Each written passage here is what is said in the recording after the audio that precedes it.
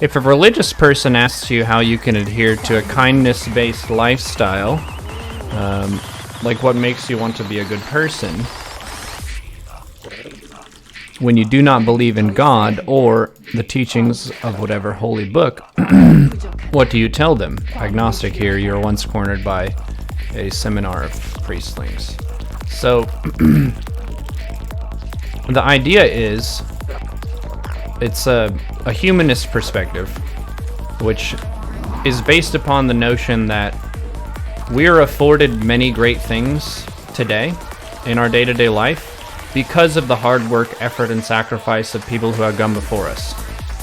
So the fact that you get to travel quickly using automobiles is based on the innovation of people who didn't know what the heck was going on, but they took the knowledge that was around regarding transportation and they tried to devise something more efficient. This goes from the people who made the first wheel to the first engines that were made to manufacturers of cars and that kind of thing. So we have all of this stuff around us. And to quote Isaac Newton, he said, "If we have seen far, it's because we've stood on the shoulders of giants."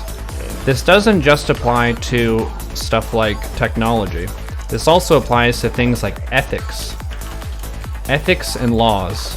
Because if you look at the way that society is now, it is more peaceful than ever before. Per capita. There's still a lot of terrible shit that happens, violence, human trafficking, abuse, things like this. But per person in the world, it is much safer than it was in a hunter-gatherer society or in medieval times or in the Renaissance period, all of this stuff. And that's amazing that we get to just be born into this 20th, 21st century time frame where we have all this dank stuff that we didn't earn ourselves. I didn't invent fire myself.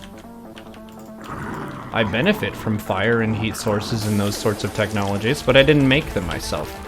So being a good person, I think, is built upon, in a secular humanist capacity, the gratitude of what other people before you have brought to the world, and then also wanting to be in that same group of innovators and people who set a positive influence that make the world better once you're done. Because you're not going to live forever, right? So you want to be aware of what your footprint is on the world, the ripples that you create in the communities around you. And basically, people talk about this when you're using a facility or something. They say, leave it better than you found it. So I would like to leave the world better than I found it. I would like to try to encourage people, give them hope, try to encourage their good decisions and admonish their bad decisions, and just set the best example that I physically can. So, in my opinion, you don't need necessarily a spiritual perspective to necessarily have a really strong motivation to do the right thing. You can use a religious perspective as a source of motivation for doing the right thing, but it's, I would say, not absolutely imperative.